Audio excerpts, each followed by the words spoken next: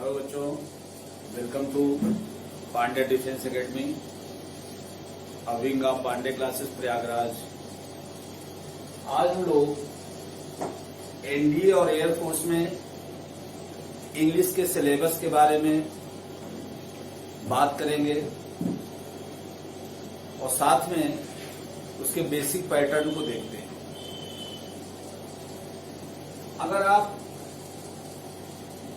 NDA के paper को देखें या एयरफोर्स,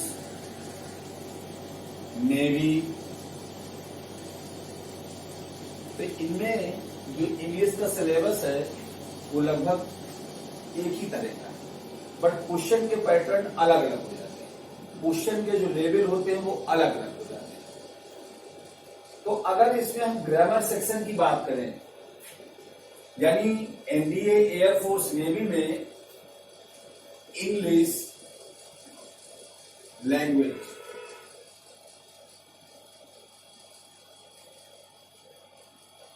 इंग्लिश लैंग्वेज के कैसे क्वेश्चंस होते हैं, उसकी स्ट्रेटेजी क्या होनी चाहिए, पढ़ाई कैसे करते हैं, हम लोग इसके बारे में बात करते हैं। अब इंग्लिश लैंग्वेज को अगर देखा जाए तो हम 3 सेक्शन में डिवाइड कर सकते हैं। एक है आपका ग्रामर,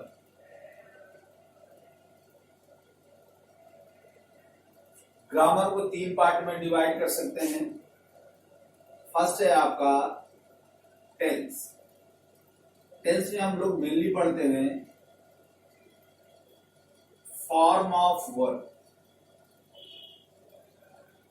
वर्ब के सही फॉर्म का प्रयोग ही टेंस है। अगला है आपका पार्ट्स ऑफ स्पीच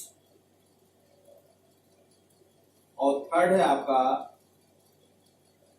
ट्रांसफॉर्मेशन। तो पूरी ग्रामर को आप 3 सेक्शन में डिवाइड करके पढ़ लेते हैं। एक टेंस है, पूरे ग्रामर में सबसे जो इंपॉर्टेंट आपका टॉपिक है वो टेंस है, क्योंकि टेंस आपका बैकबोन होता है।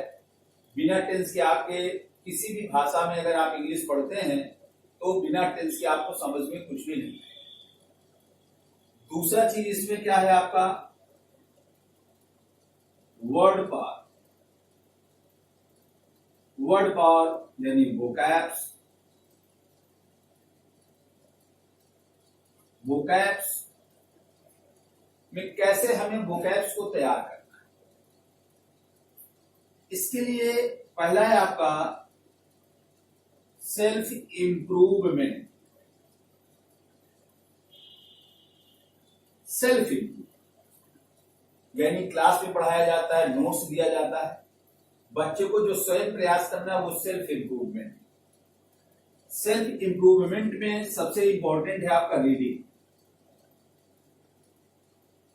यानी रीडिंग एबिलिटी को हमें धीमे धीमे डेवलप करना। रीडिंग एबिलिटी को डेवलप करने के लिए न्यूज़पेपर पढ़ें, मैगजीन पढ़ें, इंग्लिश में न्यूज सुने, या छोटी छोटी स्टोरी की जो बुक्स होती हैं उसको भी पढ़ें।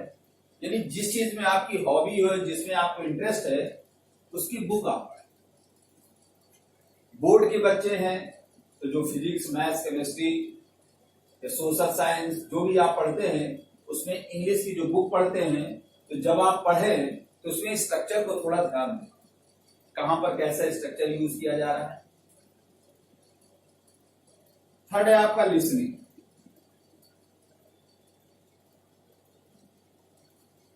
शब्दों को सही ढंग से सुने, सुनने की आदत डालें।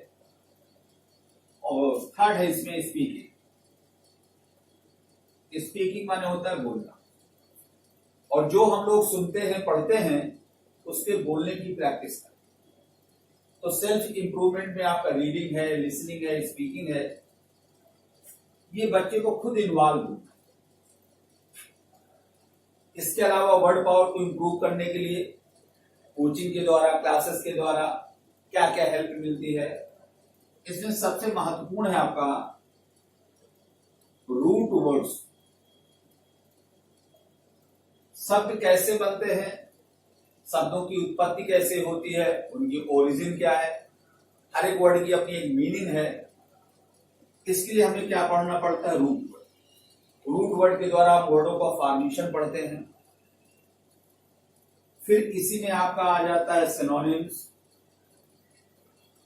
एंटोनिम्स। इसकी भी कुछ टेक्निक्स होती हैं, कैसे सिनोनिम को तैयार किया जाए, कैसे एंटोनिम को तैयार किया जाए, इसके बारे में अभी हम लोग फर्दर डिस्कशन करेंगे। फिर आपका इडियम्स और फ्रेजेस।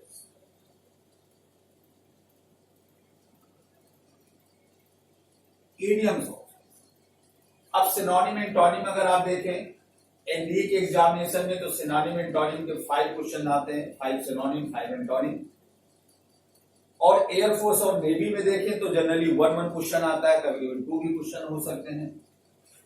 इडियम फ्रेजेस, अब एनडीए में अगर आप देखें तो इडियम और फ्रेजेस के 5 क्वेश्चन आते हैं, और एयर और फोर्स और नेवी में भी 1 क्वेश्चन आता है। तीसरा इसमें वन वर्ड सब्स्टिट्यूशन,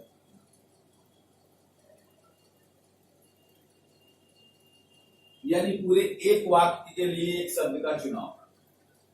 अब एनडीए में तो डायरेक्ट 1 वर्ड सब्स्टिट्यूशन का क्वेश्चन नहीं आता, बट 1 वर्ड सब्स्टिट्यूशन पढ़ने से हमारा जो वोकैब्स है ये इंप्रूव होता है। अब हम सेंटेंस अरेंजमेंट करेंगे, वर्ड अरेंजमेंट करेंगे, पैसेज करेंगे, तो उसमें हमें 1 वर्ड पढ़ने से हेल्प मिलती है। और एयरफोर्स और नेवी में एक क्वेश्चन आपका 1 वर्ड सब्स्टिट्यूशन का आता है। इसके अलावा करेक्ट यूज ऑफ वर्ड्स, कहां पर किन शब्दों का यूज किया जाए। अब एग्जामिनेशन में चाहे एनडीए का हो, चाहे एयरफोर्स का या नेवी का, या ऑब्जेक्टिव टाइप के एग्जामिनेशन होते हैं, इसमें generally fill in the blanks के क्वेश्चन आते हैं। फिल इन द ब्लैंक्स में से अगर आप एनडीए में देखें तो 5 क्वेश्चन आते हैं, और उस 5 में से 2 क्वेश्चन आपके जो होते हैं वो करेक्ट यूज ऑफ वर्ड, कहां पर हमें सही शब्दों का यूज करना। फिर कुछ आपके फॉरेन वर्ड्स होते हैं, हमें फॉरेन वर्ड के बारे में पढ़ना है। फॉरेन वर्ड का मतलब जो हमारी ब्रिटिश इंग्लिश में यूज नहीं किए गए, ब्रिटिश इंग्लिश में यूज किए जाते हैं बट एक्चुअल में ब्रिटिश इंग्लिश के वो वर्ड है नहीं, वो अदर लैंग्वेज से लिए गए, लैटिन भाषा से हैं, फ्रेंच से हैं, उनको हम लोग फॉरेन वर्ड्स।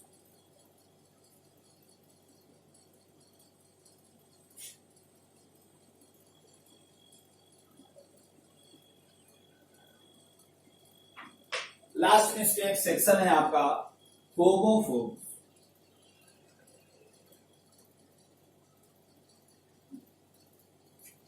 तो जब इंग्लिश लैंग्वेज की एयरफोर्स नेवी इंडी का आप एग्जामिनेशन देंगे, उसमें इंग्लिश लैंग्वेज के जो क्वेश्चंस होते हैं वो ग्रामर बेस्ड क्वेश्चन होंगे, वोकैब्स बेस्ड क्वेश्चन होते हैं। अगर आप एनडीए के देखें तो एनडीए में 50 क्वेश्चंस होते हैं, और इन 50 क्वेश्चंस में 10 क्वेश्चन आपके स्पॉटिंग एरर के होते हैं, और जो 10 क्वेश्चन स्पॉटिंग एरर के होते हैं वो ग्रामर बेस्ड। एयरफोर्स में जनरली 1 या 2 क्वेश्चन आपके आते हैं, 1 क्वेश्चन आ गया स्पॉटिंग एरर का। नेवी में 1 या 2 क्वेश्चन आते हैं। बाकी अगर एनडीए में देखिए ये 5 तो 10 क्वेश्चन आपके स्पॉटिंग एरर के हो गए, 10 क्वेश्चन आपके सिनोनिम एंटोनिम के हैं। सिनोनिम एंटोनिम क्या है? वर्ड पावर का सेक्शन है। 5 क्वेश्चन आपके इडियम और फ्रेजेस के हो गए, ये भी किसका सेक्शन हो गया? वर्ड पावर का हो गया। 5 क्वेश्चन आपके पैसेज के आते हैं, यानी पैसेज को पढ़ना है, समझना है, और पैसेज समझ में तभी आता है जब उसमें जो वर्ड यूज किए गए हों हम उन वर्डों के बारे में जाने। तो सबसे जो इंपॉर्टेंट सेक्शन है, हमें लगता है कि इंग्लिश लैंग्वेज में हम लोग सिर्फ ग्रामर पढ़ें, ग्रामर तो हमें पढ़ना है, पर जो हमें एम्फासिस करना है, जोर डालना है, वो सबसे महत्वपूर्ण सेक्शन आपका क्या है? इंपॉर्टेंट सेक्शन आपका क्या है? वर्ड। तो हमें वर्ड पावर के ऊपर ज्यादा ध्यान देना। इसके अलावा फिर देखेंगे आपका क्या है? प्रैक्टिस पे।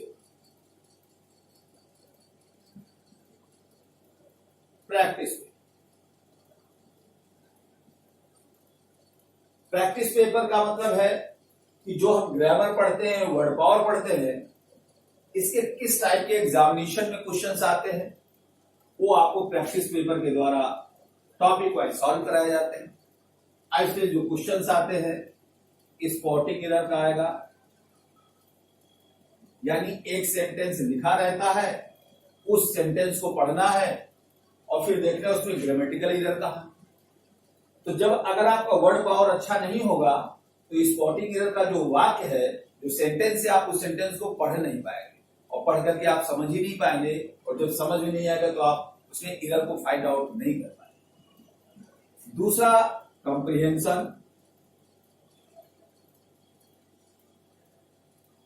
कॉम्प्रिहेंशन 11th 12th में आप पढ़ते हैं।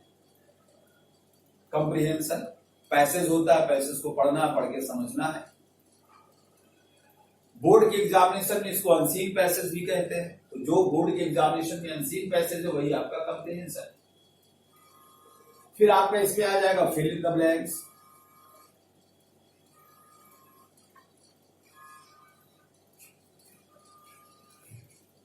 फिल इन द ब्लैंक्स में प्रीपोजिशन के भी क्वेश्चन होते हैं, करेक्ट यूज ऑफ वर्ड के भी क्वेश्चन होते हैं, और कुछ इसी में जो इडियम फ्रेज आप पढ़ते हैं, इसी में आपका होता है फ्रेजल वर्ड।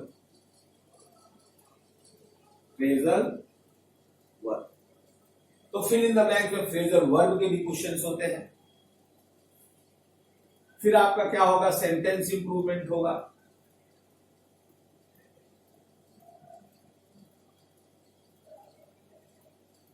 सेंटेंस इंप्रूवमेंट यानी एक सेंटेंस लिखा रहता है, उसके किसी पोर्शन को अंडरलाइन कर दिया जाता है और नीचे 4 ऑप्शंस। अब हमें देखना है कि जो अंडरलाइन पोर्शन है सेंटेंस का, वो ग्रामर के अकॉर्डिंग टू, वर्ड के अकॉर्डिंग टू, सेंस के अकॉर्डिंग टू सही है कि नहीं।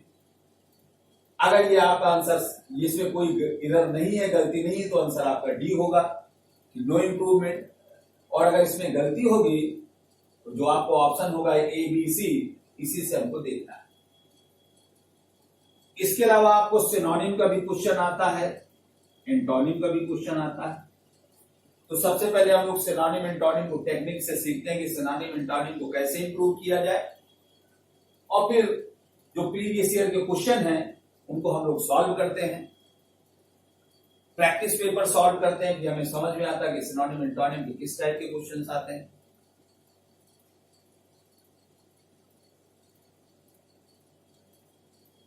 इसी में आपके इडियम फ्रेज के भी क्वेश्चन आ जाते हैं। इडियम फ्रेजेस,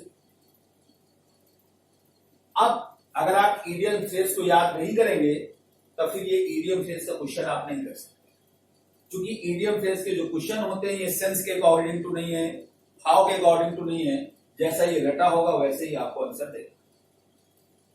तो जब हम लोग प्रैक्टिस पेपर करते हैं तो उसमें हमें इस टाइप की स्पॉटिंग एरर क्या है, कॉम्प्रिहेंशन क्या है, फिल इन द ब्लैंक्स में कैसे क्वेश्चन आते हैं, सेंटेंस इंप्रूवमेंट में कैसा क्वेश्चन आएगा, सिनोनिम क्या आएगा, एंटोनिम क्या आएगा, इडियम्स क्या आएगा। इसके अलावा एयरफोर्स नेवी का क्वेश्चन होगा तो वॉइस का क्वेश्चन आएगा, नरेशन का क्वेश्चन आएगा, वर्ड वर्ड सब्स्टिट्यूशन का क्वेश्चन आएगा। तो ऐसे आपके क्वेश्चन होते हैं। तो इंग्लिश लैंग्वेज में अगर आप देखें तो जो स्टार्टिंग में सबसे महत्वपूर्ण सेगमेंट है आपका, सेक्शन है, वो क्या है, टेंस है। तो हम लोग जो ग्रामर में पढ़ाई शुरू कर देते हैं वो टेंस से स्टार्ट करेंगे। 2-4 क्लासेस आप टेंस की देखेंगे, बेसिक लेवल से देखते हैं, जीरो लेवल से देखते हैं, और साथ साथ में हम वर्ड पावर के बारे में भी डिस्कशन करेंगे। तो कुछ क्लासों के बाद जिसमें आप पहले टेंस पढ़ेंगे, फिर पार्ट ऑफ स्पीच पढ़ेंगे, साथ में आप वोकैब सेक्शन को पढ़ेंगे, फिर हम लोग इस प्रैक्टिस सेक्शन के ऊपर आएंगे कि स्पॉटिंग एरर टॉपिक वाइज पहले पढ़ाएंगे कि नाउन का कैसा कैसा स्पॉटिंग एरर होगा, वर्ब का कैसा होगा, प्रीपोजिशंस का कैसा होगा, कंजंक्शन का कैसा होगा, प्रोनाउन का कैसा होगा, एडजेक्टिव का क्या होगा, एडवर्ब का क्या होगा, और फिर हम लोग मिसलेनियस पढ़ते हैं। यानी जब हम लोग टॉपिक वाइज पढ़ते हैं, अगर हम नाउन पढ़ रहे हैं तो हमें पता है कि जो स्पॉटिंग एरर का क्वेश्चन है वो नाउन से रिलेटेड होगा, तो जहां पर भी सेंटेंस में नाउन होगा उसको हम चेक करेंगे ग्रामर के अकॉर्डिंग टू सही है कि गलत है। लेकिन मिसलेनियस में क्या है कि पूरे सेंटेंस को पढ़ना है और फिर हमें अपने हाव के अनुसार ग्रामर के रूल के अनुसार हमें फाइंड आउट करना है कि यहां पर क्या करें। तो जो हम लोग ग्रामर की स्टार्टिंग करते हैं वो कहां से करते हैं, हम लोग टेंस से करते हैं। अब हम लोग टेंस को डिस्कस करेंगे, एकदम जीरो लेवल से चलेंगे। ऐसे बच्चे जो बोर्ड में है, 11th में है, 12th में है, उनके लिए भी बहुत हेल्प होती है, उनके लिए बहुत यूजफुल होता है। स्टार्टिंग में हम लोग जब बेसिक चीजों की बात करते हैं तो कॉन्सेप्ट को क्लियर करते हैं। फिर टेंस से रिलेटेड एनडीए में कैसे क्वेश्चन आएंगे उनको 2 क्लासों में हम लोग डिस्कशन करेंगे। और फिर एयरफोर्स और नेवी में टाइम एंड टेंस के कैसे क्वेश्चन आएंगे उनको आगे चल के 2 क्लासों में करेंगे। तो पहले आपको 4 क्लास में इसकी बेसिक जो कॉन्सेप्ट होती है टेंस की उसको समझना। अब अगर आप टाइम एंड टेंस के वेटेज को देखें तो टाइम और टेंस में हमें एक्चुअल में क्या क्या पढ़ना होता है, कि टाइम टेंस का इंपॉर्टेंस हमारे लिए क्यों। टाइम एंड टेंस में सबसे पहले हमें क्या करना है, यूजेस ऑफ टेंस को पढ़ना है। इसके यूजेस क्या है, यानी किस टेंस का कहां पर यूज किया जाता है। Second number, time and tense से जो रिलेटेड क्वेश्चन होगा वो आपका वॉइस का बनेगा, active voice, passive voice. Third question आपका नरेशन का बनेगा। नरेशन का मतलब हो गया डायरेक्ट एंड इनडायरेक्ट, ये एक्टिव एंड पैसिव।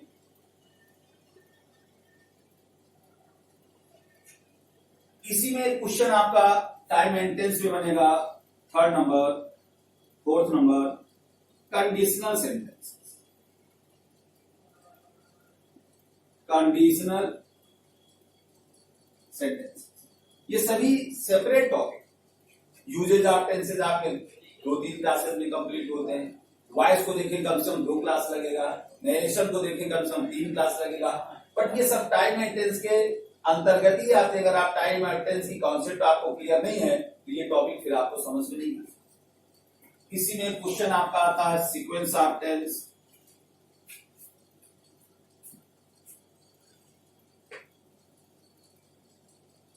इसी में आपका एक क्वेश्चन बनता है क्वेश्चन टैग।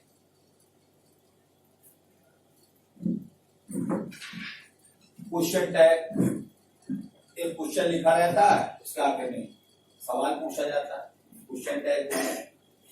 और इसमें आपका सिंटैक्स में आ जाता है सब्जेक्ट, वर्ब, एडजेक्टिव।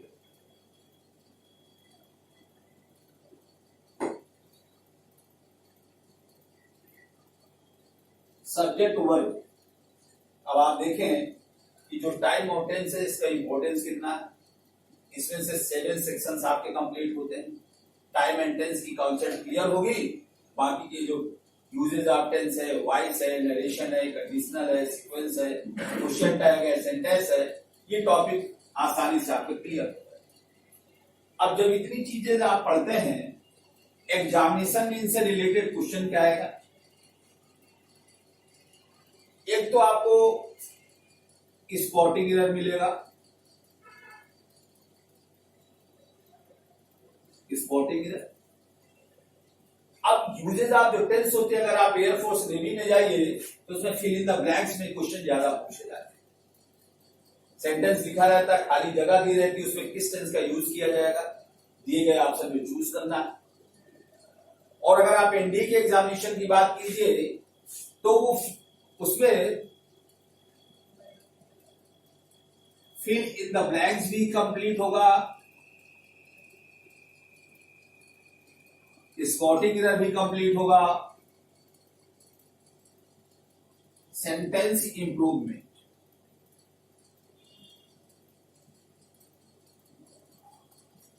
तो एयरफोर्स नेवी में जो आपका स्पॉटिंग एरर का क्वेश्चन होगा, फिल इन द ब्लैंक्स का क्वेश्चन होगा, सेंटेंस इंप्रूवमेंट के जो क्वेश्चन होंगे, ये टाइम एंड टेंस से रिलेटेड, यानी टाइम टेंस पढ़ेंगे तो ये सेक्शन आपका ऑटोमेटिक। फिर अगर आप एयरफोर्स नेवी में जाइए तो उसमें एक्टिव वॉइस पैसिव वॉइस का क्वेश्चन आता है, एक्टिव को पैसिव में चेंज करना है, वो आपका कंप्लीट हो जाएगा। एनडीए के एग्जामिनेशन में एक्टिव को पैसिव में चेंज करने के लिए नहीं आता, एक सेंटेंस लिखा रहेगा या तो डायरेक्ट नरेशन में होगा या इनडायरेक्ट में, उसमें आपको एरर को फाइंड आउट करना रहेगा। यही है आपका स्पॉटिंग एरर। नरेशन का सेंटेंस है, नरेशन एनडी के एग्जामिनेशन में नरेशन का डायरेक्ट क्वेश्चन नहीं आता, स्पॉटिंग एरर में पूछा जाता है। बट एयरफोर्स और नेवी में अगर आप देखें तो नरेशन का सीधा सीधा क्वेश्चन आता है, ये एक सेंटेंस लिखा है डायरेक्ट में, इसका इनडायरेक्ट क्या होगा, चार उसके ऑप्शन, या इनडायरेक्ट में कोई चीज लिखी है वो डायरेक्ट में क्या होगा, उसका सीधा सीधा क्वेश्चन पूछा गया। अब कंडीशनल सेंटेंस और सीक्वेंस ऑफ सेंटेंस, एयरफोर्स और नेवी में इसके फिल इन द ब्लैंक्स में ज्यादा क्वेश्चन पूछे जाते हैं, और जब आप एनडीए के एग्जामिनेशन देते हैं तो फिल इन द ब्लैंक्स में भी हो सकता है, सेंटेंस इंप्रूवमेंट में भी हो सकता है, स्पॉटिंग एरर में भी हो सकता है, तीनों में ये क्वेश्चन है। बट एयरफोर्स नेवी में ये फिल इन द ब्लैंक्स में क्वेश्चन होता है, स्पॉटिंग एरर में बहुत कम होता है, लेकिन जनरली कहा नहीं जाता, कभी कभी पूछ भी लेता है। क्वेश्चन टैग हमेशा एनडीए के एग्जामिनेशन में एक क्वेश्चन आता है। अब क्वेश्चन टैग का जो सवाल है वो स्पॉटिंग एरर के रूप में भी हो सकता है, फिल इन द ब्लैंक्स के रूप में हो सकता है, या सेंटेंस इंप्रूवमेंट के रूप में हो सकता है। जनरली एयरफोर्स और नेवी में क्वेश्चन टैग का क्वेश्चन नहीं पूछता। अब सिंटैक्स में आप एक टॉपिक पढ़ते हैं, सब्जेक्ट वर्ब एग्रीमेंट। ये सब्जेक्ट वर्ब एग्रीमेंट अगर आप पढ़ें तो सब्जेक्ट वर्ब एग्रीमेंट में भी टाइम एंड टेंस का क्वेश्चन होता है कि सब्जेक्ट के अकॉर्डिंग टू वर्ब को यूज करना है, और वर्ब का मतलब है कि वर्ब का कौन सा फॉर्म होगा, कौन सा टेंस होगा, तो सब्जेक्ट वर्ब एग्रीमेंट में भी इसका यूज किया है। तो टाइम एंड टेंस का कितना वेटेज होता है, अब आप समझ सकते हैं कितने ज्यादा क्वेश्चन इससे तैयार हो जाते हैं। टाइम टेंस की कॉन्सेप्ट क्लियर होगी, आसानी से आपको चीजें समझ में आएंगी। Let us start time and tense. हम लोग टाइम आउट टेंस के बारे में बात, ये एक्चुअल में ये टाइम टेंस है क्या, इसको पढ़ा कैसे जाता है,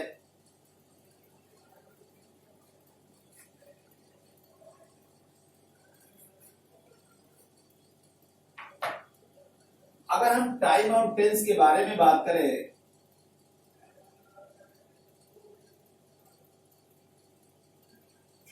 तो टाइम आउट टेंस में हमें क्या पढ़ना है, टाइम को पढ़ना है, यानी सेंटेंस के टाइम को फाइंड आउट करना है, और उसमें जो वर्ब आ गई है वर्ब के फॉर्म्स,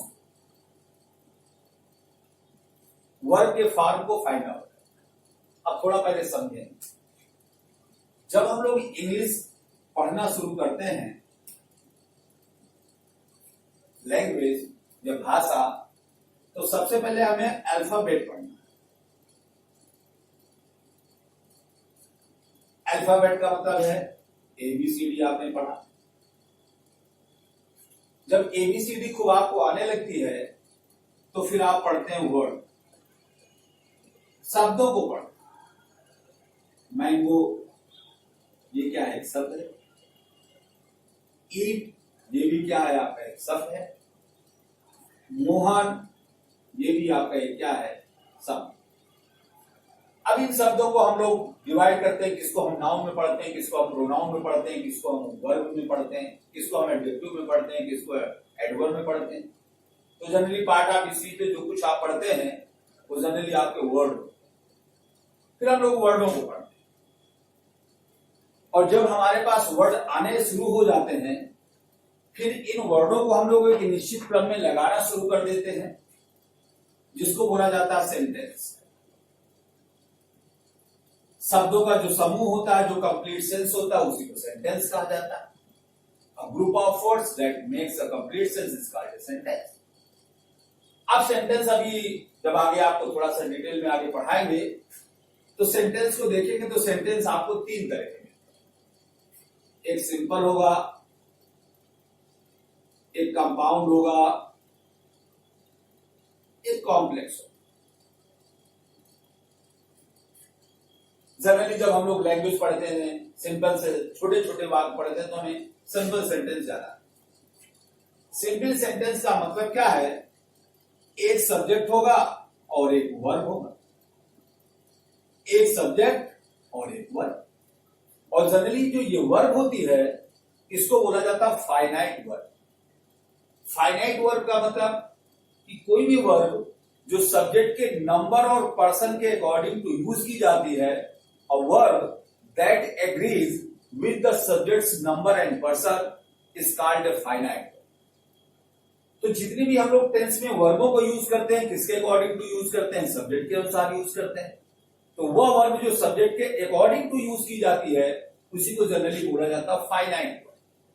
तो कोई भी सेंटेंस जिसमें एक सब्जेक्ट होगा और एक फाइनाइट वर्ब होगी उसी को बोला जाएगा सिंपल सेंटेंस। कंपाउंड क्या होगा? वह वाक्य जिसमें एक सब्जेक्ट हो सकता है, दो सब्जेक्ट हो सकते हैं, बट ये जो वर्ब होगी फाइनाइट वर्ब होगी हमेशा एक से ज्यादा हो, दो हो सकती है, तीन हो सकती है, but more than one. Complex sentence क्या है? इसमें भी सब्जेक्ट एक हो सकता है, सब्जेक्ट दो भी हो सकते हैं, बट जो फाइनाइट वर्ब होगी वो हमेशा एक से ज्यादा होगी, यानी कम से कम दो। तो सिंपल सेंटेंस में सब्जेक्ट एक होगा, वर्ब एक होगी। कंपाउंड सेंटेंस में सब्जेक्ट एक भी हो सकता है, दो भी हो सकता है, बट जो वर्ब होगी वो हमेशा एक से ज्यादा होगी, यानी एटलीस्ट दो होगी, कम से कम दो। कॉम्प्लेक्स में भी कम से कम दो वर्ब होंगी। ये आपका कंपाउंड या कॉम्प्लेक्स सेंटेंस। अब चूंकि कंपाउंड या कॉम्प्लेक्स सेंटेंस हमें ज्यादा पढ़ने की जरूरत नहीं, जब हम लोग ट्रांसफॉर्मेशन को पढ़ेंगे तब इसके बारे में थोड़ा ज्यादा। अब हम लोग बात करते हैं सिंपल सेंटेंस की। फिर ये जो सिंपल सेंटेंस होते हैं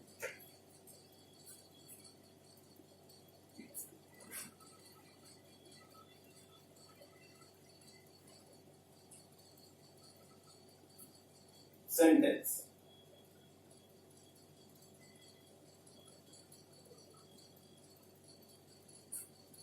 सिंपल,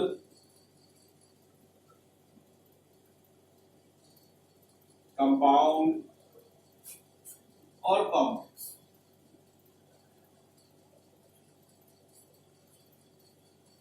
अब जनरली मैंने अभी बताया कि सिंपल सेंटेंस का मतलब एक सब्जेक्ट और एक वर्ब, सिंपल सेंटेंस। जितने भी कंपाउंड सेंटेंस होते हैं उसमें सब्जेक्ट एक भी हो सकता है, दो भी हो सकते हैं, बट जो वर्ब होगी मोर देन वन।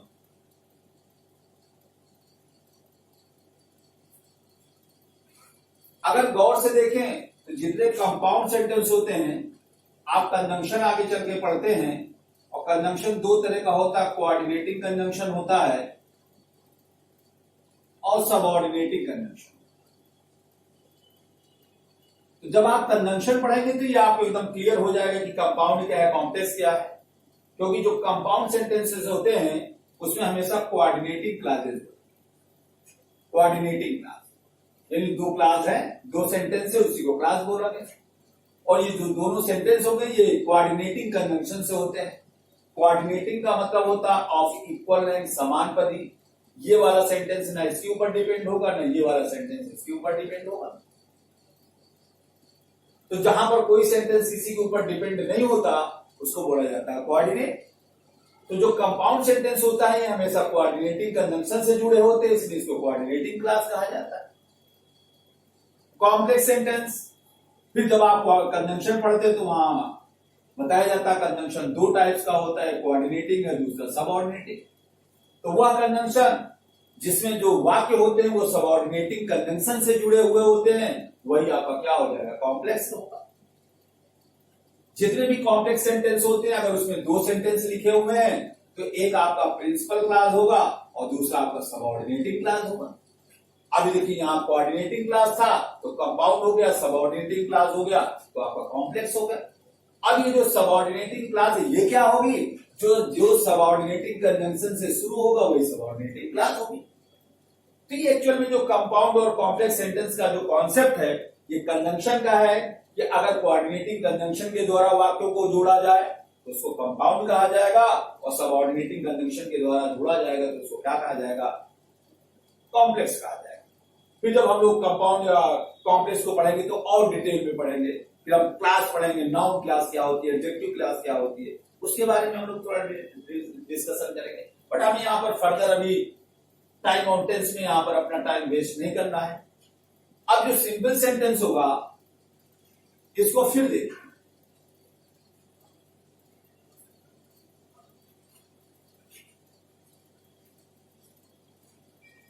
अब जितने भी सिंपल सेंटेंस होंगे उसको फर्दर हम लोग डिवाइड कर सकते हैं।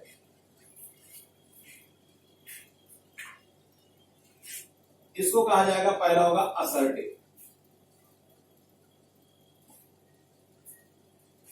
असर्टिव का मतलब कोई सेंटेंस जिसमें किसी चीज को होना बताया जाए या तो ना होना बताया जाए, किसी घटना की जानकारी दिया जाए, या तो पॉजिटिव होगा या तो निगेटिव होगा, ये असर्टिव। फिर सिंपल सेंटेंस में आपका आ जाता है इंट्रोगेटिव सेंटेंस।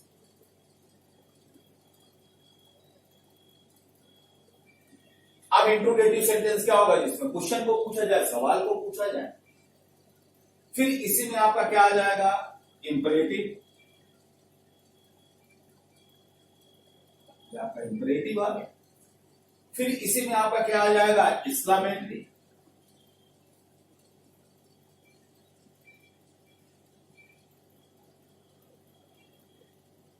और इसमें फिर एक आपका आ जाता ऑप्टेटिव।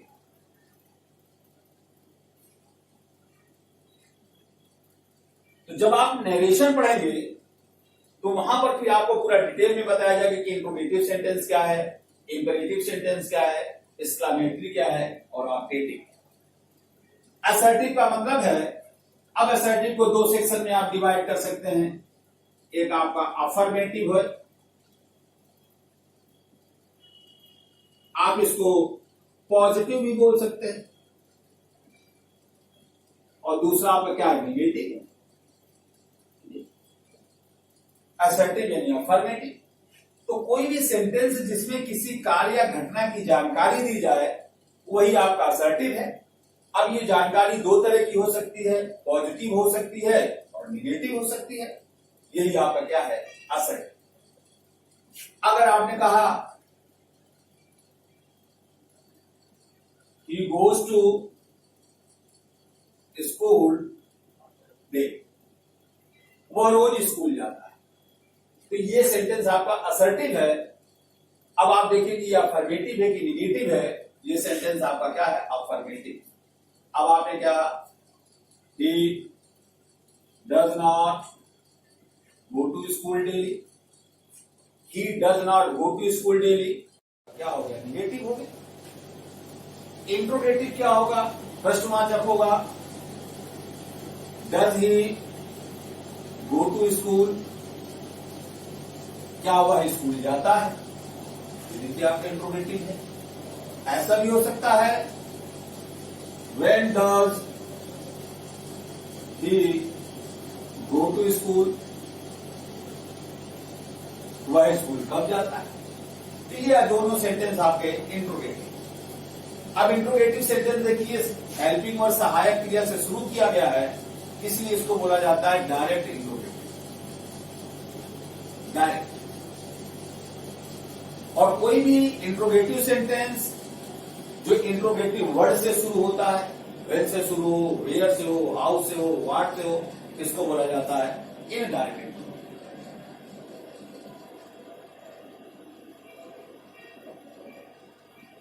Indirect interrogative. तो इंट्रोगेटिव सेंटेंस दो तरह का होगा, एक डायरेक्ट इंट्रोगेटिव होगा, दूसरा इनडायरेक्ट होगा। जो डायरेक्ट इंट्रोगेटिव कुछ होता है, इसका जो आंसर होता है यस और नो में भी हो सकता है। आपने कहा does he go to school, आप बोले no he does not go to school, yes he goes to school. तो इसका आंसर जो होगा या तो यस में होगा या तो नो में होगा। और जो इनडायरेक्ट होता है, तो जैसे आप पढ़ते हैं, जैसे वेन आ गया, तो वेन का मतलब क्या है, ये अब एडवर्ब जब आप पढ़ते हैं तब आपको वेन के बारे में बताया जाता है। यानी वेन लगाएंगे तो आपको समय बताना है, वेयर लगाएंगे तो आपको स्थान लगाना है, हाउ लगाना है तो आपको तरीका बताना है। तो किसी ने कहा when does he go to school, यानी वो आपसे सवाल पूछना चाहता है कि स्कूल कब जाता है, तो आप कब का उत्तर देंगे he goes to school at 10 o'clock, वो 10 बजे स्कूल जाता है, तो इनका जो आंसर आपको देना पड़ता है। इंपरेटिव सेंटेंस क्या है? जनरली हम लोग बोलते हैं आदेशात्मक वाक्य होते हैं, बट इंपरेटिव सेंटेंस में आप किसी को आदेश देते हैं, आदेश लेते हैं। अगर आपने कहा सिट डाउन, बैठ जाओ, तो यही आपका क्या है? Imperative sentence. किसी ने कहा यहां आओ, कम हियर, ये भी आपका इंपरेटिव सेंटेंस। तो जनरली जो इंपरेटिव सेंटेंस होते हैं ये वर्ब से शुरू होते हैं। जब इंपरेटिव सेंटेंस शुरू होते हैं तो इसमें हमेशा वर्ब की फर्स्ट फॉर्म लगाया गया। फिर अभी आगे डिस्कशन करें। एक्सक्लेमेटरी, विस्मयादिबोधक, हमारे मन में अचानक जो फीलिंग्स आती है, अचानक गुस्सा आता है, हंसी आती है, क्रोध आता है, इसको बताने के लिए हम लोग एक्सक्लेमेटरी यूज करते हैं। और ऑप्टेटिव मान होता है इच्छा सूचक। किसी ने कहा भगवान करे आपकी उम्र लंबी होगी, आपका क्या हो गया? ऑप्टेटिव हो गया। तो ये सिंपल सेंटेंस को हम देखते हैं, सिंपल है, कंपाउंड है, कॉम्प्लेक्स है। सिंपल को फिर हम लोग क्या कहते हैं? असर्टिव है, इंट्रोगेटिव है, इंपरेटिव है, एक्सक्लेमेटरी है और ऑप्टेटिव है। और असर्टिव को फिर आप बोलते हैं अफर्मेटिव और नेगेटिव। हम सेंटेंस जब पढ़ना शुरू कर देते हैं तब हमें सेंटेंस की जरूरत, टेंस की जरूरत। बिना टेंस के आप सेंटेंस का फॉर्मेशन नहीं कर सकते हैं। सेंटेंस में क्या होगा? मैंने जैसे जनरली अभी बताया कि सब्जेक्ट होगा और प्रेडिकेट। तो सेंटेंस को जनरली हम लोग दो पोर्शन में बांटते हैं कि एक सब्जेक्ट होता है, दूसरा प्रेडिकेट है। सब्जेक्ट क्या है? किसी भी सेंटेंस में जिस व्यक्ति या वस्तु के बारे में बात करेंगे वही आपका सब्जेक्ट है।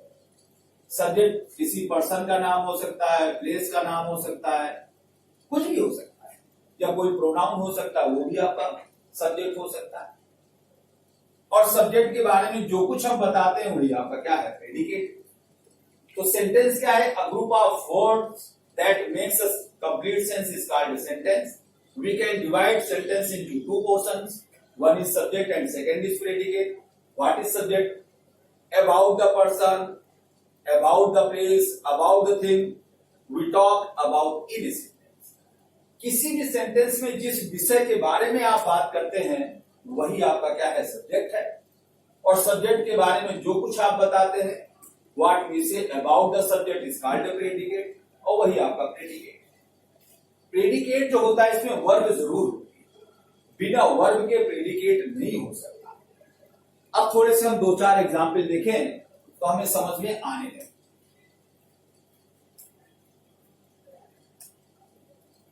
अब मान लीजिए किसी आदमी ने कहा कुत्ता भौंकता है। आप इंग्लिश क्या बनाते हैं? Dog barks. फिर किसी ने कहा कुत्ता भौंक रहा है। Dog is bark.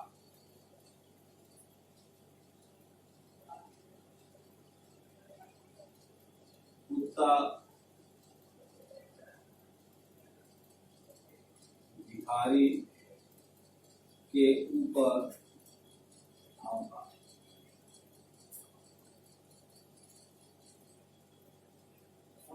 अंडा लगाएंगे।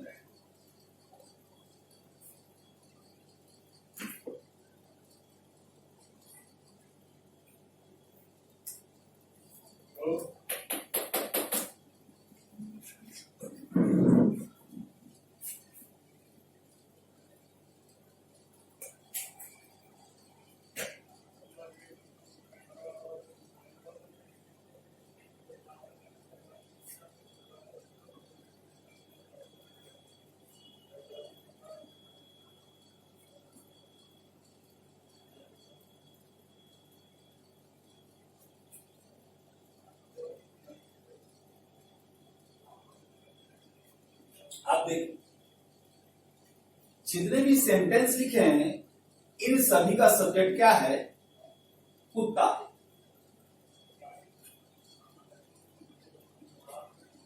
जब हम लोग नाउन पढ़ेंगे तो आपको पता होगा कि डॉग जो होगा वो कॉमन नाउन होगा। तो जितने भी सेंटेंस लिखे हैं इसका सब्जेक्ट क्या है? कुत्ता कुत्ता कुत्ता, सभी जगह कुत्ता। और कुत्ता के बारे में आपने क्या बताया? भौंकना। आपने कुत्ते का काम बताया भौंकना, और भौंकने की इंग्लिश हो गई बार्क। पर देखेंगे कि जब सेंटेंस लिखा गया तो कहीं पर इस बार्क का फर्स्ट फॉर्म लिखा गया, कहीं पर सेकेंड फॉर्म आईएनजी फॉर्म लिखा गया, कहीं पर सेकेंड फॉर्म लिखा गया। यानी जब टाइम और टेंस हम लोग पढ़ते हैं तो हम लोग उसमें जो वर्ब होती है उस वर्ब के फॉर्म का यूज करना सीखते हैं, किस वर्ब का कहां कहां पर यूज किया जाए। क्योंकि आपने अगर याद कर लिया कि बार्क माने भौंकना, तो बार्क लगाने से फिर सेंटेंस आपका नहीं बने। क्यों? क्योंकि जो सेंटेंस होगा वो टाइम के अनुसार बदलता रहता है। क्रिया होती है, क्रिया का वो हमें बताना है। तो जितने भी सेंटेंस लिखे जाते हैं उसमें एक सब्जेक्ट होगा और एक वर्ब। ये जो वर्ब होती है इस वर्ब में करेक्ट फॉर्म का यूज करना है, करेक्ट फॉर्म। तो देखें कि अगर हम वर्ब के करेक्ट फॉर्म का यूज करेंगे तभी सेंटेंस बनेगा, अगर वर्ब के सही फॉर्म का यूज नहीं करेंगे तब सेंटेंस नहीं बनता। तो टाइम और टेंस में अगर आप देखें तो एक चीज क्या है कि आपने कहा कि कुत्ता भौंकता है, यानी इस सेंटेंस का जो रिलेशन है वो प्रेजेंट टाइम से। और किसी ने कहा कुत्ता भिखारी के ऊपर भौंका, भौंका यानी किसी कार्य घटना की आप जानकारी देते हैं। इस सेंटेंस में जो क्रिया है उसका संबंध पास्ट टाइम से। तो ये सेंटेंस आपका प्रेजेंट टाइम में, प्रेजेंट टेंस में लिखा गया, और नीचे वाला जो सेंटेंस है आपका पास्ट टेंस में। और फिर आप इसमें देखेंगे वर्ब का फर्स्ट फॉर्म लगा, इसमें सेकेंड फॉर्म लगा। तो जब हम टाइम और टेंस पढ़ते हैं तो दो चीजों के बारे में देखते हैं कि सेंटेंस को किस समय में लिखा जाएगा, उस सेंटेंस का संबंध किस समय से है, और दूसरा उसमें जो वर्ब लगाई जाएगी उसका फॉर्म क्या है।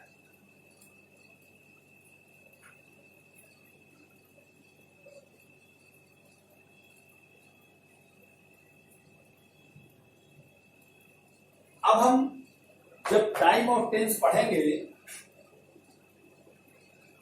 तो इसमें क्या क्या चीजें, एक तो अभी जैसे मैंने आपको बताया आपको टाइम चेक करना है। इंग्लिश लैंग्वेज में जो टाइम होगा वो सिर्फ 3 होगा। एक आपका प्रेजेंट होगा, दूसरा आपका क्या होगा पास्ट, और थर्ड आपका क्या होगा फ्यूचर। क्योंकि स्टार्टिंग में जो 1-2 क्लासेस होती है हम लोग हिंदी में उसको ट्रांसलेट करके समझते हैं, क्योंकि मैक्सिमम जो हिंदी भाषी क्षेत्रों के लोग होते हैं जब तक वो ट्रांसलेशन नहीं करते उनको समझ में नहीं आता। और जब 1-2 क्लासेस हो जाती हैं फिर हमें ट्रांसलेशन की कोई जरूरत नहीं होती, हम सीधे सीधे उसके यूजेस को पढ़ना सीखते हैं। प्रेजेंट टेंस में देखते हैं हिंदी में क्या लिखा रहेगा, है। देखिए जहां पर है लिखा होगा वो प्रेजेंट। पास्ट में क्या होगा, था होगा, या होगा। और फ्यूचर में क्या होगा, ये लिखा होगा। एक हमें टाइम को फाइंड आउट करना है, दूसरा हमें फाइंड आउट करना है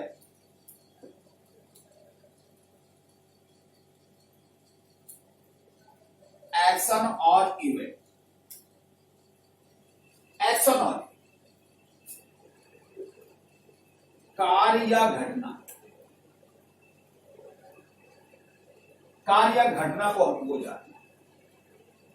कार्य या घटना को जानने के लिए कार्य या घटना यानी वर्ब के द्वारा, यानी यही आपका क्या है फॉर्म्स ऑफ वर्ब, वर्ब के form, correct use of verb. अब चूंकि वर्ब के जो 4 फॉर्म होते हैं उसी के आधार पर इसके एक अलग से नाम दिया जाता है। जैसे आप बोलते हैं कि इंडेफिनिट, या आगे चल के इसको बोलते हैं सिंपल। जब इंडेफिनिट या सिंपल में कोई चीज लिखी जाएगी तो वहां या तो वर्ब का फर्स्ट फॉर्म लगाएंगे या सेकेंड। हिंदी में देखेंगे क्या होगा, क्रिया में ता, ती, ये बेसिक कॉन्सेप्ट। सेकेंड क्या है आपका, कॉन्टिन्यूअस, या इसी को आगे बोलते हैं प्रोग्रेसिव। जब कोई चीज कॉन्टिन्यूअस या प्रोग्रेसिव में होगी तो वर्ब में हम आईएनजी लगाएंगे, यानी वर्ब का आईएनजी फॉर्म।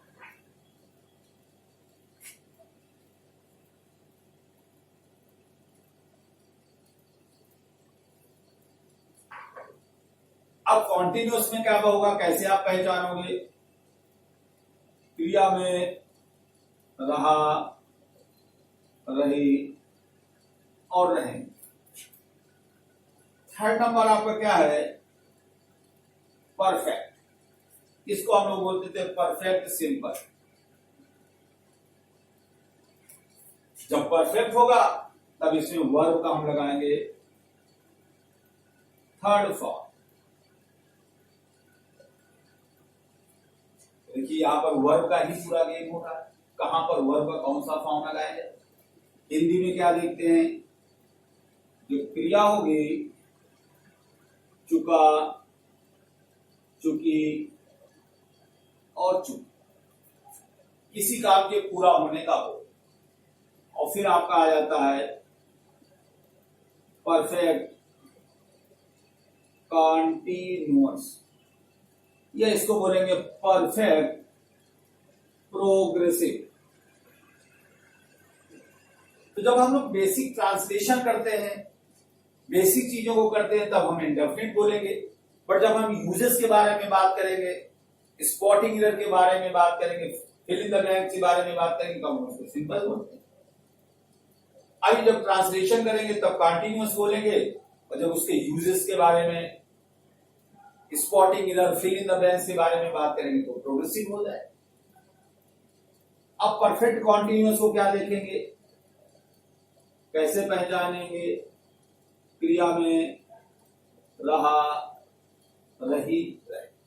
अब देखिए यहां पर दिया गया रहा, रही, रहे, यहां पर दिया गया, तो दोनों में डिफरेंस क्या है, इसमें समय का बोध, यानी जो क्रिया हो रही, जो काम हो रहा है, उसके समय का बोध होगा।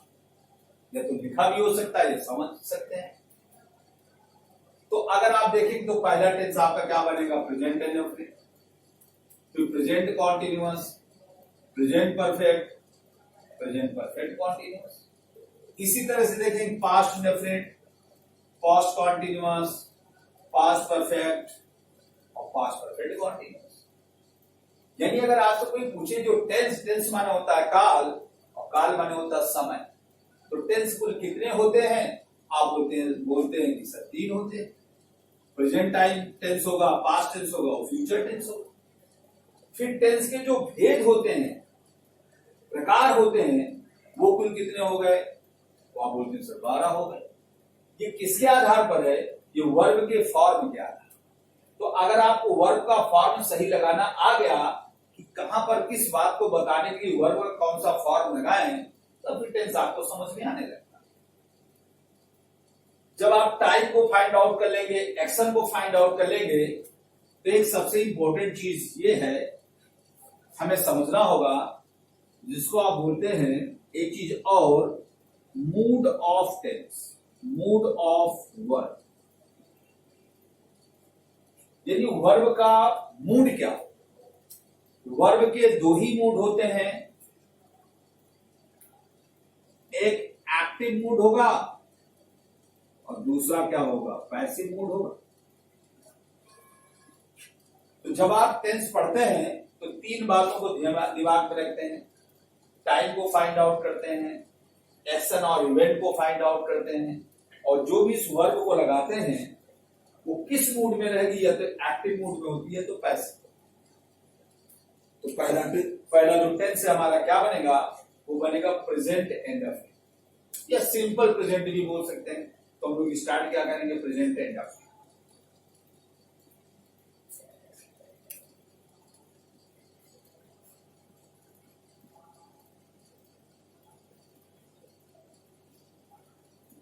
फर्स्ट टेंस हमारा क्या है, प्रेजेंट इंडेफिनिट, या इसी को बोलेंगे आगे चलकर सिंपल प्रेजेंट।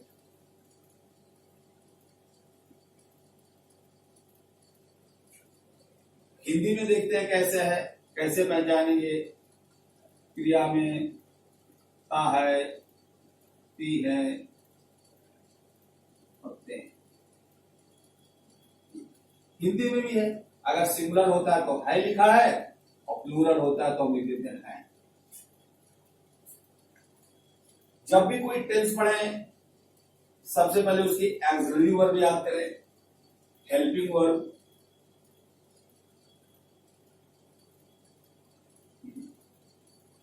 अब जितने भी टेंस होते हैं उसमें हेल्पिंग या एक्सिलरी वर्ब दो तरह की होगी, एक्टिव की अलग होती है और पैसिव वॉइस की अलग। यानी सेंटेंस अगर एक्टिव वॉइस में लिखा होगा तो अलग होगा और पैसिव में होगा तो अलग। अब प्रेजेंट इंडेफिनिट में देखिए, अगर सेंटेंस आपका एक्टिव वॉइस में है तब हम डू लगाते हैं या तो डज। डू कहां लगाते हैं, I, you, they, we and plural, बहुवचन।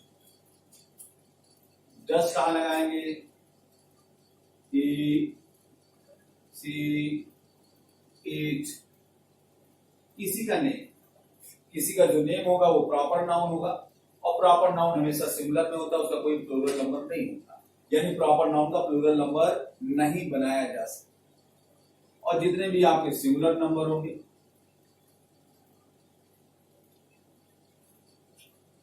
जब डू और डज लगाएंगे तो वर्ब का लगाएंगे फर्स्ट फॉर्म। बेटा जो ये वर्ब का फर्स्ट फॉर्म होता है इसी को बोला जाता है सिंपल।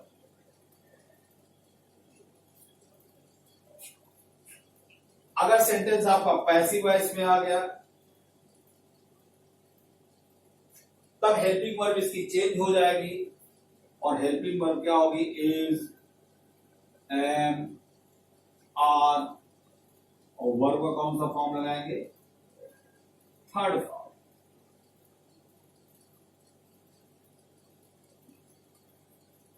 इस माने क्या है आपका है, एम माने होता हूं, और आर माने होता है। तो एक्टिव और पैसिव। अब थोड़ा सा हम लोग ट्रांसलेशन करते हैं हिंदी टू इंग्लिश, कॉन्सेप्ट एकदम क्लियर हो जाएगी। जब हिंदी टू इंग्लिश यानी हिंदी के सेंटेंस को हमको इंग्लिश में कन्वर्ट करना है तो उसमें हमें सबसे पहले टेंस को फाइंड आउट करना है, दूसरा चीज हमें सेंटेंस फाइंड आउट करना है। ये जो सेंटेंस होंगे ये सभी आपके सिंपल सेंटेंस होंगे, यानी सेंटेंस या तो आपका अफर्मेटिव होगा या तो आपका निगेटिव होगा या इंट्रोगेटिव होगा या इंट्रोगेटिव निगेटिव। ये अभी मैंने आपसे डिस्कस किया। और थर्ड एक सबसे महत्वपूर्ण चीज आपको ये चेक करना है कि जो हिंदी का वाक्य है जब आप इंग्लिश में कन्वर्ट करेंगे तो उसकी वॉइस क्या, दो ही होगी, या तो एक्टिव वॉइस होगा और या तो पैसिव वॉइस। तो हमें सेंटेंस को देखना है कि सेंटेंस एक्टिव वॉइस में होगा कि पैसिव वॉइस में।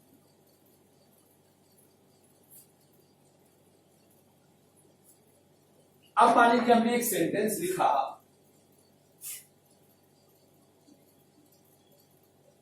मोहन प्रतिदिन अखबार पढ़ता है। मोहन प्रतिदिन अखबार पढ़ता है। अब इस सेंटेंस का सब्जेक्ट क्या है, मोहन, ये आपका सब्जेक्ट है, और ये जो सब्जेक्ट है आपका नाउन है। नाउन में कौन सा नाउन है, प्रॉपर नाउन। तो जब प्रॉपर नाउन को लिखा जाता है उसके पहले किसी आर्टिकल का यूज नहीं करेंगे, यानी मोहन के पहले कोई आप आर्टिकल नहीं लगाएंगे। मोहन प्रॉपर नाउन है, इसका प्लूरल नंबर नहीं होगा, यानी आप इसमें जैसे यस लगा के इसको प्लूरल नंबर में नहीं बना सकते, यानी जो प्रॉपर नाउन होगा हमेशा सिंगुलर नंबर में होगा। तो इस सब्जेक्ट आपका क्या है, सिंगुलर। अब इस सेंटेंस में क्रिया क्या है, वर्ब क्या है, पढ़ना। अब हमें देखना है कि इस पढ़ने का काम करता कौन। अब देखिए सेंटेंस में देखिए है लिखा है का मतलब ये क्या है, आपका प्रेजेंट है, ये प्रेजेंट टेंस है। अगर हम कहते हैं मोहन प्रतिदिन अखबार पढ़ता था, तब ये आपका पास्ट टेंस हो जाएगा। मोहन प्रतिदिन अखबार पढ़ेगा, तब फिर आपका फ्यूचर हो जाएगा। और क्रिया क्या है, देखिए पढ़ना, इस क्रिया में क्या लगा है, ता लगा है। जब ता लगा है तो यही आपका क्या है, इंडेफिनिट। अगर इसमें रहा लगा होता तो कॉन्टिन्यूअस होता, चुका चुकी होता तो परफेक्ट होता। यानी हमें इस सेंटेंस को, ये जो सेंटेंस है किस टेंस में लिखा है, ये किस में लिखा हुआ है, प्रेजेंट इंडेफिनिट। अब हमने फाइंड आउट कर लिया कि सेंटेंस किसमें लिखा है, प्रेजेंट इंडेफिनिट में। ता है ती है, ता है ती है, प्रेजेंट इंडेफिनिट। दूसरा हमें देखना है कि जो सेंटेंस है ये कैसा सेंटेंस है, ये जो वाक्य लिखा है ये कैसा वाक्य। क्योंकि इस वाक्य में किसी कार्य या घटना की जानकारी दी गई है, स्वीकारात्मक ढंग से किसी का खंडन नहीं किया गया, इसलिए है आपका अफर्मेटिव। देखिए अफर्मेटिव। अब हमें ये देखना है कि जो सेंटेंस है ये एक्टिव वॉइस में बनेगा कि पैसिव वॉइस में। वाक्य का सब्जेक्ट क्या है, मोहन, और क्रिया क्या है, पढ़ना। अब हमें देखना है कि इस पढ़ने का काम कौन करता है। मोहन प्रतिदिन अखबार पढ़ता है, यानी जो पढ़ने का काम है इसको मोहन साहब खुद ही करते हैं। यानी अगर कोई सब्जेक्ट किसी काम को खुद ही करता है तो इस सब्जेक्ट को बोला जाता है डूअर।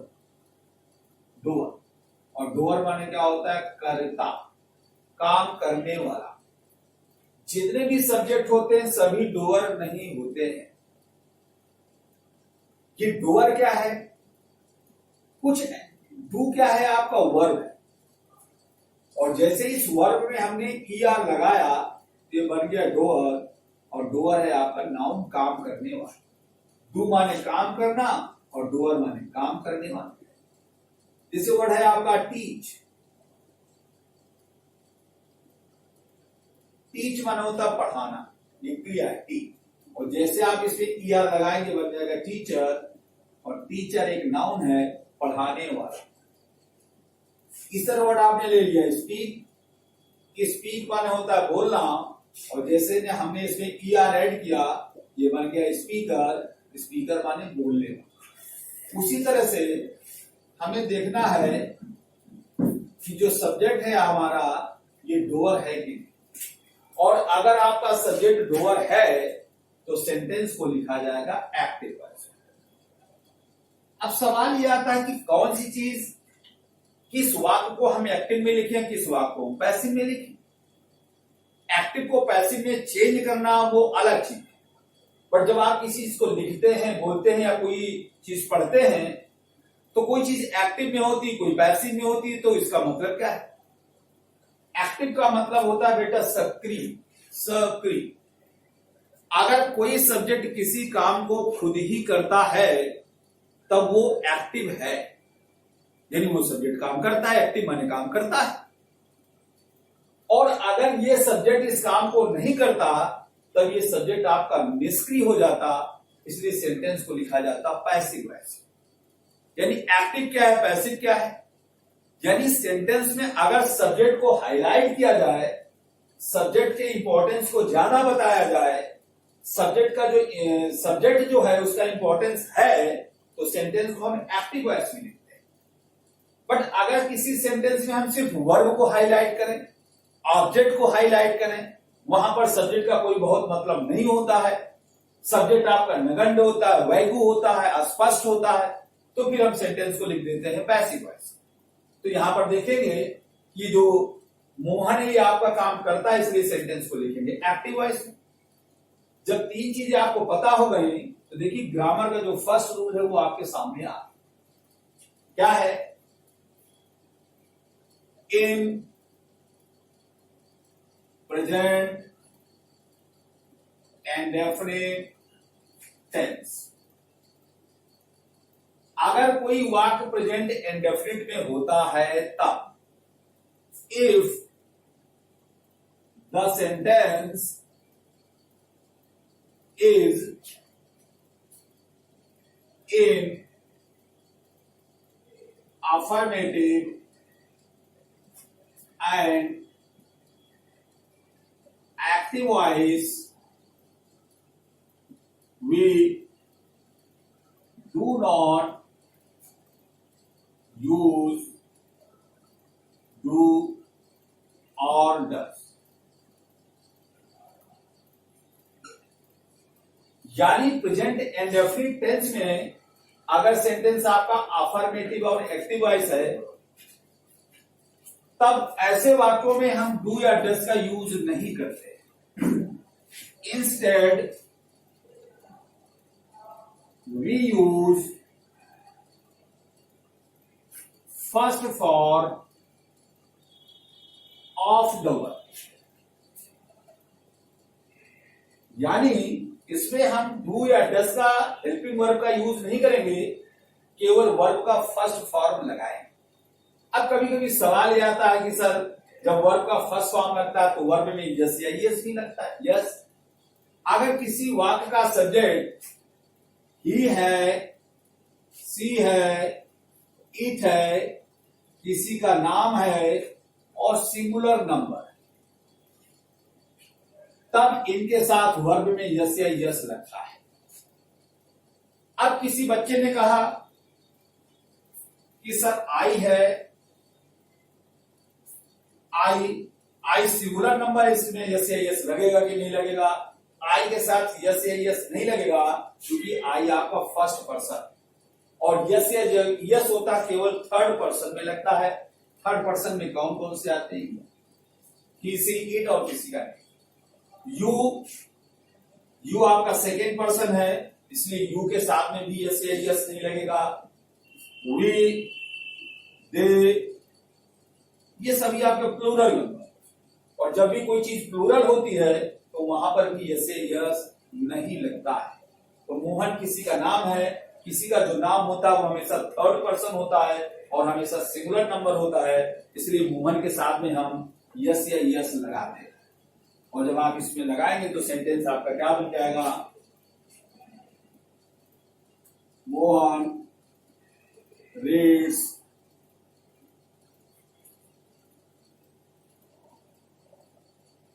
इंग्लिश न्यूज़पेपर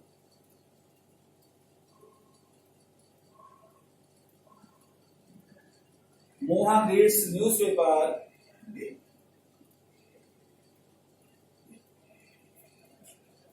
अब ये सेंटेंस का देखिए वर्ब का फर्स्ट फॉर्म है, जहां पर वर्ब का फर्स्ट फॉर्म है आप समझ गए ये कौन सा टेंस है, ये प्रेजेंट इंडेफिनिट है। तो जब भी अगर आपसे कहा जाए इस सेंटेंस की वॉइस को चेंज कर दीजिएगा, चेंज वॉइस, तो वॉइस चेंज करने में आपको सबसे पहले टेंस को फाइंड आउट करना है। यहां पर वर्ब का फर्स्ट फॉर्म ये प्रेजेंट इंडेफिनिट है यानी प्रेजेंट सिंपल है। मोहन आपका क्या है? सब्जेक्ट है। रीड्स आपका क्या है? वर्ब है। न्यूज़पेपर आपका ऑब्जेक्ट है और डेली आपका कॉम्प्लीमेंट। अब जब आप इसको पैसिव वॉइस में चेंज करेंगे तो इसकी हेल्पिंग वर्ब क्या हो जाती है? ऑब्जेक्ट उठा के सब्जेक्ट की जगह लाइए, सब्जेक्ट को ऑब्जेक्ट की जगह। इस वर्ब को आप वॉइस में चेंज करिए और ये जो करते हुए रहेगा। न्यूज़पेपर को पहले लाए तो क्या बन गया? न्यूज़पेपर। पैसिव वॉइस में लगाएंगे इज लगाए, इज मार लगता है। इसका फर्स्ट फॉर्म लगाएंगे यानी थर्ड फॉर्म हो गया रेड। स्पेलिंग वही होती है पर पढ़ा जाएगा थर्ड फॉर्म में रेड। बाई, मोहन और बाकी आपका बच गया डे।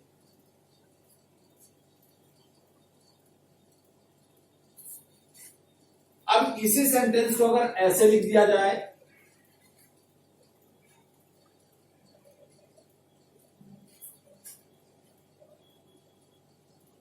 मोहन को प्रतिदिन अखबार पढ़ाया जाता है। जैसे आपको क्लास में न्यूज़पेपर पढ़ाया जाए, मैगजीन पढ़ाई जाए, प्रोज पढ़ाई जाए, पोइट्री पढ़ाई जाए, या कोई भी सब्जेक्ट पढ़ाए। अब देखिए ये मोहन आपका क्या है, सब्जेक्ट। तो सबसे पहले आप टेंस को देखिए, ताहती आ गया। जब ताहती आ गया तो कौन सा टेंस है, प्रेजेंट इंडेफिनिट है। सेंटेंस आपका कैसा है, अफर्मेटिव है। बट हमें देखना है कि ये सेंटेंस एक्टिव में बनेगा कि पैसिव में। सब्जेक्ट आपका क्या है, मोहन है, और क्रिया क्या है, पढ़ाना। ये वर्ब। मोहन को प्रतिदिन अखबार पढ़ाया जाता है।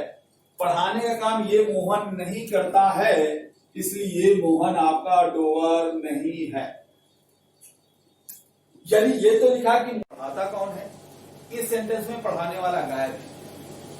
अगर सेंटेंस में काम करने वाला गायब होगा तो सेंटेंस को आप किसमें लिखेंगे, पैसिव वॉइस। यानी ये जो सेंटेंस लिखा मोहन को प्रतिदिन अखबार पढ़ाया जाता है, इस सेंटेंस को आप एक्टिव वॉइस में नहीं लिख सकते हैं, क्योंकि पढ़ाने का काम मोहन नहीं करता है। और जब सेंटेंस आप पैसिव वॉइस में लिखेंगे तो हेल्पिंग वर्ब क्या लगाएंगे, इज एम आर लगाएंगे, और वर्ब का कौन सा फॉर्म लगाते हैं, थर्ड फॉर्म। जब आप अपने आप कोई चीज पढ़ते हैं तो उसके लिए आप रीड वर्ड का यूज करते हैं। बट जब कोई चीज किसी को पढ़ाया जाता है, किसी के द्वारा सिखाया जाता है, तो वर्ड होता है टीच। इसलिए इसमें वर्ड टीच का थर्ड फॉर्म हम लोग लगाएंगे, क्या लग जाएगा, और क्या बन जाएगा, मोहन इज टॉट न्यूज़पेपर, फिर आपने कह दिया daily. Mohan is taught newspaper daily, ये सेंटेंस भी आपका प्रेजेंट इंडेफिनिट में है, इसके ऊपर वाला भी प्रेजेंट इंडेफिनिट में था, बट दोनों वाक्यों की वॉइस अलग है। ये आपका एक्टिव वॉइस में था, ये पैसिव वॉइस में। एक मिनट और। अब अगर आपसे कहा जाए, आप एयरफोर्स नेवी के एग्जामिनेशन देते हैं, बोर्ड का पेपर देते हैं, और ये क्वेश्चन आपके सामने आ गया, वहां पर हिंदी नहीं रहे, ऐसे नहीं, बस ये रहे कि Mohan is taught newspaper daily, और अगर आपसे कहा जाए चेंज वॉइस, इस सेंटेंस की वॉइस को बदल, तो सबसे पहले तो आपको टेंस को फाइंड आउट करना है। इज एम आर लगा है, वर्ब का थर्ड फॉर्म लगा है। जब इज एम आर के साथ वर्ब का थर्ड फॉर्म होगा तो ये प्रेजेंट इंडेफिनिट ही टेंस। इज एम आर के साथ वर्ब का थर्ड फॉर्म ये किसमें है, ये पैसिव में है। तो स्वाभाविक ये सेंटेंस पैसिव में है, और आप इसको किसमें लिखेंगे, एक्टिव। ये सेंटेंस आपका प्रेजेंट इंडेफिनिट में है, अफर्मेटिव है, और ये आपका पैसिव है। और पैसिव को आपको किसमें लिख देना है, एक्टिव वॉइस। ये हमेशा याद रखिए, प्रेजेंट इंडेफिनिट है, सेंटेंस अफर्मेटिव है, और ये पैसिव में इसको चेंज करना है एक्टिव। अब देखिए ये सेंटेंस पैसिव में क्यों लिखा है, क्योंकि लिखा है कि Mohan is taught newspaper, Mohan को न्यूज़पेपर अखबार पढ़ाया जाता है। पढ़ाता कौन है, चूंकि वाक्य में काम करने वाला गायब है, वाक्य का डूअर नहीं है, इसलिए सेंटेंस पैसिव वॉइस में लिखा है। अब स्वाभाविक जब आप इसको एक्टिव वॉइस में लिखेंगे तो आपको फाइंड आउट करना पड़ेगा, उस व्यक्ति को पहचानना पड़ेगा जो पढ़ाने का काम करता है। और कॉमन सेंस है कि Mohan is taught newspaper, Mohan को अखबार पढ़ाया जाता किसके द्वारा, ये है बाय टीचर। बाय टीचर इसमें छिपा। अगर हम टीचर को उठा करके पहले लाए तब ये सेंटेंस आपका किसमें बन जाएगा, एक्टिव वॉइस। तो अगर हम टीचर को उठा के पहले लाए तो क्या बन जाएगा, टीचर। अब चूंकि जब आप एक्टिव वॉइस में लिखेंगे अफर्मेटिव में, तो मैंने फर्स्ट रूल आपको बताया कि सेंटेंस अगर अफर्मेटिव और एक्टिव वॉइस में होता है तो ऐसे वाक्यों में डू या डज नहीं लगाते, वर्ब का फर्स्ट फॉर्म लगाते हैं, टीचर, और इसका फर्स्ट फॉर्म हो जाएगा टीच। और चूंकि ये सिंगुलर नंबर है तो हम कर देंगे टीचर्स। यस या यस लगाएंगे, teacher teachers, Mohan newspaper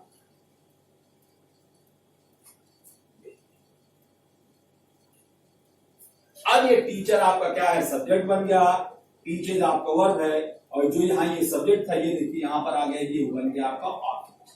newspaper भी आपका ऑब्जेक्ट है और डेली भी आपका क्या है, ये कॉम्प्लीमेंट। कभी कभी किसी वर्ब के बाद में दो ऑब्जेक्ट होते हैं, एक से हमें किसी व्यक्ति का बोध होता है, अगर किसी ऑब्जेक्ट से हमें व्यक्ति का बोध होगा तो इसको बोलेंगे इनडायरेक्ट ऑब्जेक्ट, और किसी वस्तु का बोध होगा तो इसको बोलेंगे डायरेक्ट ऑब्जेक्ट। तो अगर किसी वर्ब के बाद में दो ऑब्जेक्ट होता है और इसका अगर आपको पैसिव वॉइस, चूंकि ये सेंटेंस एक्टिव वॉइस में, इसको अगर पैसिव में बनाना होगा तो पैसिव वॉइस इसका दो तरह से बनेगा। एक तो मोहन को उठा के पहले लाएंगे तो मोहन यही बन जाएगा आपको। दूसरा क्या होगा, न्यूज़पेपर को उठा के पहले लाए तब भी बन जाएगा कि newspaper is taught Mohan by teacher. तो आज के लिए इतना ही। अब कल के वीडियो में फिर आगे इसके आगे के डिस्कशन करेंगे, इसके आगे के बारे में डिस्कशन करेंगे।